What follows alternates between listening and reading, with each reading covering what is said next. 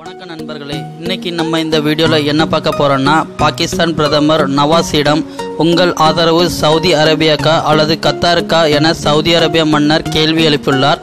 அதை பற்றி பார்க்க முன்பு நம்ம சேனலை சப்ஸ்கிரைப் பண்ணலன்னா இப்போவே சப்ஸ்கிரைப் பண்ணிக்கோங்க.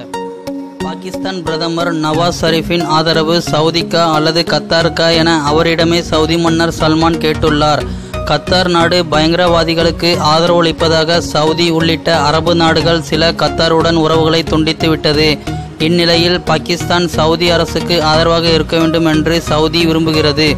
கத்தார் நெருக்கடியை முன்னிட்டு சவுதிக்கு சென்ற நவாஸ் ஷரீப் ஜட்டாவில் சவுதி அரசர் சல்மானை சந்தித்தார். அப்போது அரசர் சல்மான் முஸ்லிம்கள் நலன் கருதியே பயங்கரவாதத்துக்கு எதிராக போராட வேண்டியுள்ளது என்று கூறியுள்ளார். அப்போது அவர் நவாஸ் ஷரீஃபிடம் பாகிஸ்தான் கத்தார் பக்கமா அல்லது சவுதி பக்கமா என்பதையும் கேட்டுள்ளார். முஸ்லிம் நாடுகளிடையே பிளவு ஏற்படுத்தும் எந்த முயற்சிக்கும் பாகிஸ்தான் துணை போகாது என்று ஷரீப் தரப்பில் கூறப்பட்டுள்ளதாக பாகிஸ்தான் மூத்த அரசு அதிகாரி தெரிவித்துள்ளார்.